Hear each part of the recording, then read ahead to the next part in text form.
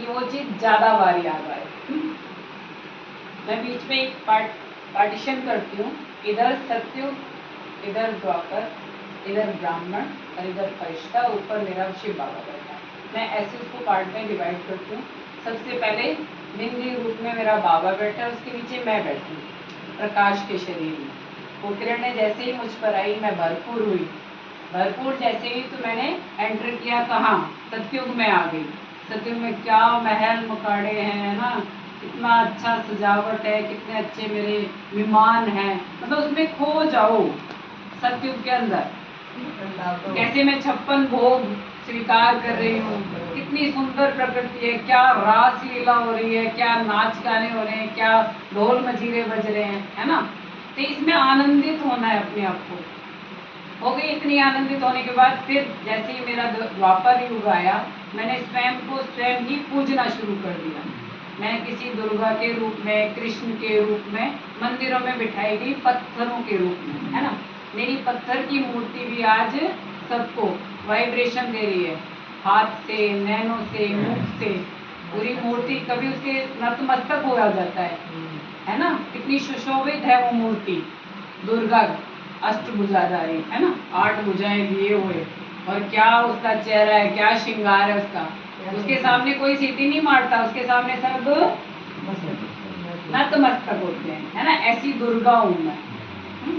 जैसे ही फिर मैं ब्राह्मण युग में आई, माना बाबा ने मुझे आकर जगाया कि बच्ची देख, तेरे जड़ चित्र ने इतनी सेवा करी, तो बाबा ने मुझे स्मृति का तिलक लगाया, है ना, मुझे याद दिलाया कि मैं ये शरीर नहीं आत्मा हूँ। तेरा घर कौन सा है, तेरा पिता कौन सा है, मुझे सच्ची सच्ची बातें बताई। ठीक है, बाबा ने मुझे आत्मा का तिलक लगाया। जब तिलक लगाया उसी में मुझे ज्ञान और योग के 2 पंख दिए, जिससे मैं उड़ने लगी और मैं फरिश्ता बन गई।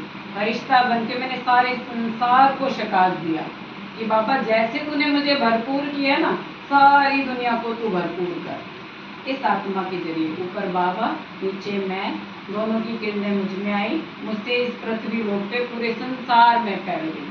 और जब ये काम मैं करके थोड़ा सा थक गई ना, फिर बाबा के नीचे जाके बैठ जाओ, बाबा की वाइब्रेशन लो, तो खुशी खुशी खुशी खुशी खुशी भरपूर। सुबह चार्ज करते हो ना फोन को, बैटरी देखते हो ना बार बार 70%, 80%, 100%, 100% होते ही तार निकाल देते हो। ऐसे अपने आप को सुबह सुबह चार्ज करो। 2 बजे उठो, 3 बजे उठो, उठो, भले झटके आ रहे हैं, झटके आ रहे, कुछ भी आ रहा, बैठो। कोशिश करो मुंह हाथ अच्छे से धो, पैरों पे भी पानी डालो, और एक अपना स्थान मुकर्रर करो, वहीं पर रोज जाकर बैठो। मैं हूँ कौन, कुल की देवी हूँ या देवता हूँ। अपने घर में एक ही बंदा चल रहा है, 2 चल रहे हैं, वेरी गुड, दोनों पहिए चल रहे हैं, तभी तो गाड़ी पार लगेगी। और एक भी चल रहा है ना तो वेरी गुड है, उसमें भी कोई गड़बड़ नहीं है। अपना मेरा एक्सपीरियंस ये रहा, बहुत अच्छा एक्सपीरियंस रहा जब मैं बाबा के ज्ञान में चली। शुरुआत में तो यही था कि कैसे क्या है, जो भी है, लटकते पटकते चलते रहे, बाबा की मुरलियाँ थोड़ी सुनते रहे, कोर्स भी कर लिया, आत्मा में बैठी बात कि भाई हाँ, फैक्ट तो यही है, संसार में चीजें हैं। सबसे बड़ी बात मुझे छुई जो यही वाली कि मैंने जिसको भी जन्म दिया बेटा, वही मुझे आग लगाएगा, इस शरीर को जलाएगा। सबसे बड़ा धक्का यही लगा, और हकीकत भी है।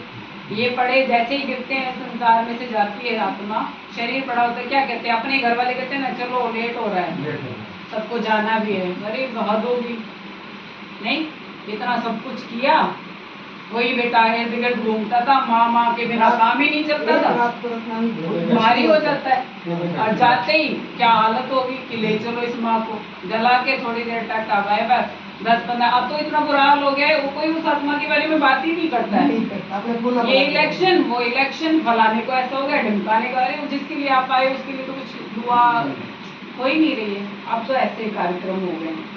और मैं तो ये मानती हूँ जल्दी जल्दी करके बच्ची करो, क्योंकि कहाँ किसको टाइम है। ठीक है ना, ये सबसे बड़ी बात मुझे धक्का लगी। फिर हमने चीजें करनी शुरू करी, मैंने योग लगाना शुरू किया, योग भी मैं